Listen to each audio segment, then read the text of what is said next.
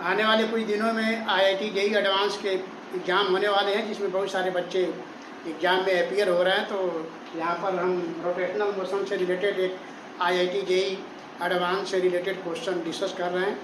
और इस क्वेश्चन से रिलेटेड क्वेश्चन एग्ज़ाम में आ सकते हैं, क्योंकि रोटेशनल मोशन काफ़ी इम्पॉर्टेंट होता है। ये सेम क्वेश्चन तो नहीं आएगा, बट इसमें जो कंसेप्ट इस्तेमाल हो रहे हैं वो पूछा जा सकता है किसी और दूसरे क्वेश्चन में। तो आइए देखते हैं क्वेश्चन क्या है। ये स्मॉल m मास का एक सॉलिड स्फीयर है जो एंगुलर वेलोसिटी ओमेगा से स्पिन कर रहा है, इस तरह से स्पिन कर रहा है, और इसको v वेलोसिटी से इस कैपिटल M मास के प्लैंक पर गिराया जा रहा है। ग्राउंड और प्लैंक के बीच में, ये जो प्लैंक और ग्राउंड है, इसके बीच में फ्रिक्शनल कोएफिशिएंट 0 है, यानी ये स्मूथ सरफेस है।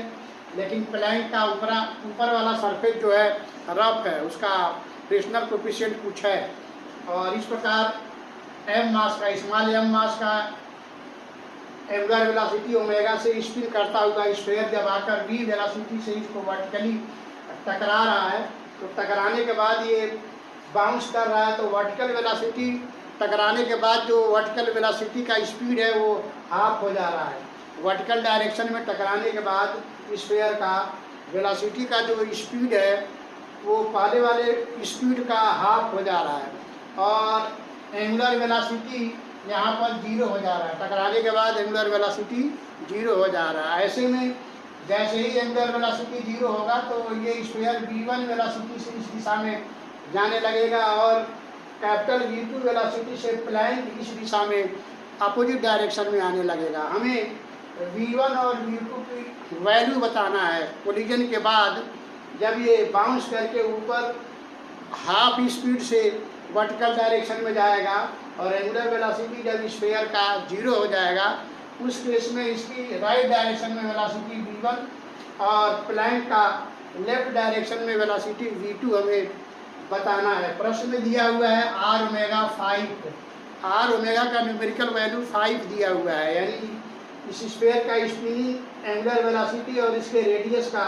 मल्टीप्लिकेशन का वैल्यू 5 दिया हुआ है। इसका इस्तेमाल करके हमें यहाँ पर v1 और v2 की वैल्यू बताना है। ध्यान रखना है स्फीयर और प्लैंक के बीच का ऊपरी सरफेस पर फ्रिक्शनल कोएफिशिएंट म्यू 0 नहीं है, वो कुछ दिया हुआ है। नीचे का प्लैंक और ग्राउंड के बीच का म्यू 0 है। ऐसे में हम इसको सॉल्व करने के लिए यहाँ पर हमने एक डायग्राम बनाया हुआ है। तो जैसे ही ये प्लैंक से टकराएगा, इसको नॉर्मल रिएक्शन मिलेगा और इम्पल्स मिलेगा अप डायरेक्शन में, इसलिए इम्पल्स और नॉर्मल रिएक्शन इस पर फ्रिक्शनल फोर्स लगाएंगे और फ्रिक्शनल इम्पल्स लगाएंगे इस दिशा में।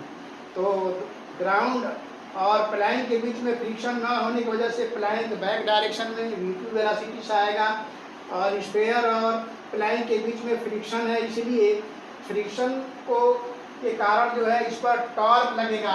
ये एंगुलर वेलोसिटी ओमेगा से ऐसे रोटेट कर रहा था, तो ये फ्रिक्शनल इम्पल्स जो होगा एंगुलर मोमेंटम प्रोवाइड करेगा उल्टा दिशा में। एंगुलर मोमेंटम, ये फ्रिक्शनल इम्पल्स जो है उल्टा दिशा में, ये पहले ऐसे रोटेट कर रहा था और फ्रिक्शनल इम्पल्स उल्टा दिशा में एंगुलर मोमेंटम प्रोवाइड करेगा, जिसकी वजह से इसकी एंगुलर वेलोसिटी 0 हो जाएगी। और ये फ्रिक्शनल फोर्स जो है ये भी इस पर टॉर्क प्रोवाइड करेगा, उसके वजह से या इसके वजह से, हम दोनों के वजह से निकाल सकते हैं। लेकिन एक्सेलरेशन के विषय में बात नहीं किया गया है, इसलिए हम टॉर्क यहाँ पे नहीं लगाएंगे, एंगुलर इम्पल्स का इस्तेमाल करेंगे। तो ये फ्रिक्शनल इम्पल्स जो है, एंगुलर इम्पल्स इस पर लगाएगा उल्टा दिशा में, क्योंकि ऑलरेडी इस दिशा में रोटेट कर रहा था। ये फ्रिक्शनल इम्पल्स इस पर एंगुलर इम्पल्स लगाएगा उल्टा दिशा में, और इसकी एंगुलर वेलोसिटी 0 हो जाएगी। तो आइए पहले हम j की वैल्यू निकालते हैं। जो इम्पल्स लग रहा है इसके ऊपर, इसकी वैल्यू, j की वैल्यू हम निकालेंगे। j की वैल्यू होगा अप डायरेक्शन में जो नॉर्मल रिएक्शन मिल रहा है इंटू dt का इंटीग्रल होगा।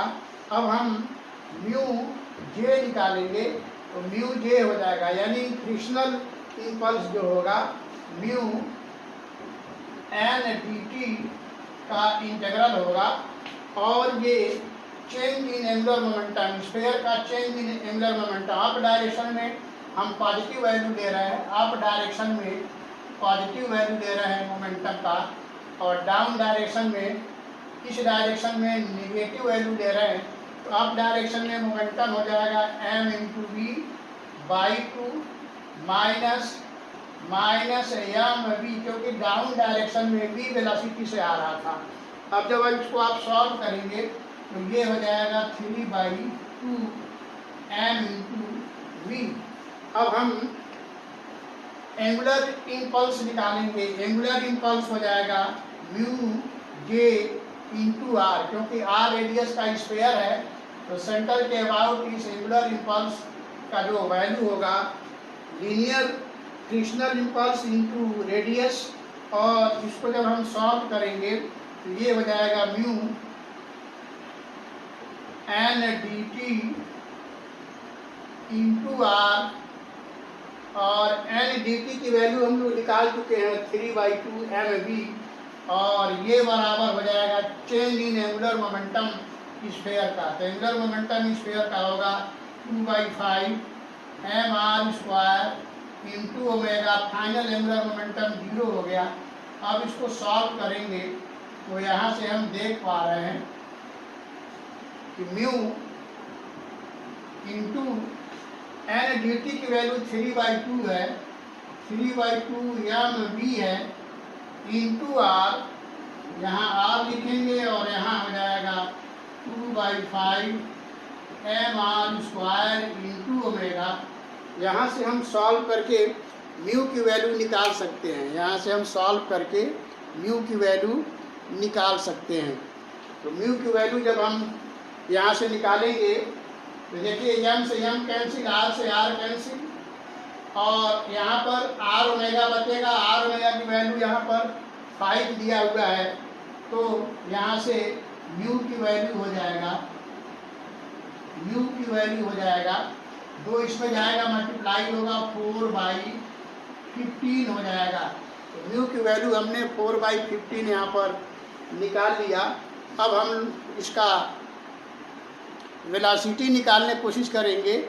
म्यू की वैल्यू यहाँ से निकल गई, अब वेलोसिटी निकालने की कोशिश करेंगे तो हम देख रहे हैं कि यह फ्रिक्शनल इम्पल्स जो है इसमें लीनियर मोमेंटम बना रहा है एम v1, और इधर उल्टा दिशा में कैपिटल एम v2 बनाएगा, क्योंकि कोलिजन के पहले लीनियर डायरेक्शन में एंगुलर लीनियर मोमेंटम 0 था।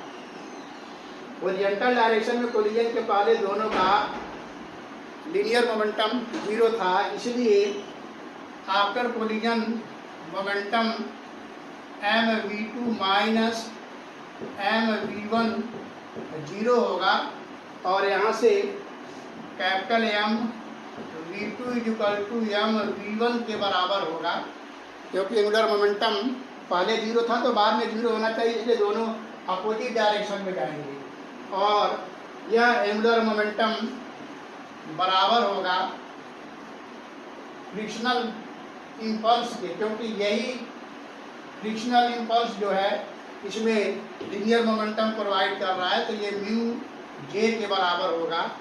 अब यहाँ से हम इसको सॉल्व करेंगे। जब इसको सॉल्व करेंगे तो ये हो जाएगा कैपिटल एम v2, और म्यू की वैल्यू है 4/15, और जे की वैल्यू हम लोगों ने निकाला हुआ है, म्यू जे की वैल्यू हम लोगों ने निकाला हुआ है 3/2 एम वी। अब यहाँ से v की वैल्यू हम लोग आर ओमेगा लिख सकते हैं। v की वैल्यू को आर ओमेगा जो कि 5 के बराबर होगा, तो यहाँ से हम v2 प्राप्त करेंगे।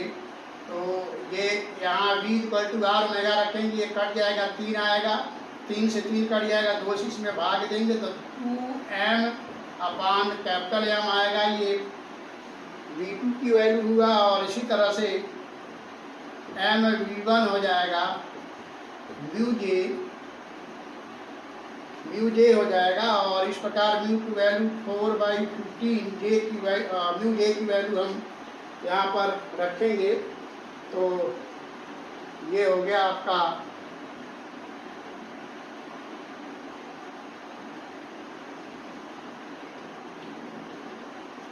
जे की वैल्यू हम यहाँ पर रखते हैं तो ये हो जाएगा 3/2 MV। तो यहाँ से V1 की वैल्यू सॉल्व करेंगे 4/15 3/2 M/M होगा, और V को R ओमेगा लिखेंगे, और V R ओमेगा 5 दिया हुआ है, V = R ओमेगा 5 दिया हुआ है, तो ये कट जाएगा। तो आप यहाँ देख रहे हैं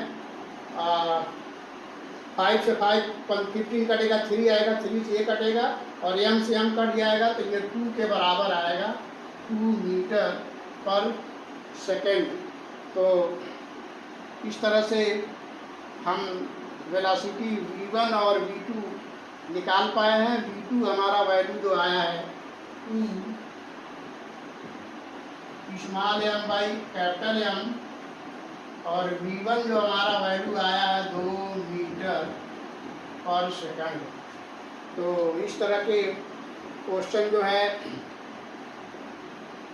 एग्जाम में पूछे जाते हैं। तो यहाँ पर ये म्यू छूटा हुआ है, यहाँ पर म्यू छूट गया है, म्यू मल्टीप्लाई रहेगा, और यहाँ म्यू से मल्टीप्लाई करेंगे। तो इस तरह से जो है यहाँ पर म्यूजे की वैल्यू इस तरह से हम लोग रखेंगे। तो इस तरह से V1 की वैल्यू और V2 की वैल्यू हमें प्राप्त हुआ। V2 इस दिशा में 2m/M से, और स्क्वायर V1 से 2 मीटर पर सेकेंड के वेलोसिटी से राइट डायरेक्शन में जाएगा, उधर वेलोसिटी इसकी 0 हो जाएगी। तो इस तरह के question generally IIT JEE advance के एग्ज़ाम में पूछे जाते हैं। तो हम समझते हैं क्वेश्चन आप काफ़ी अच्छे से समझ पाए होंगे।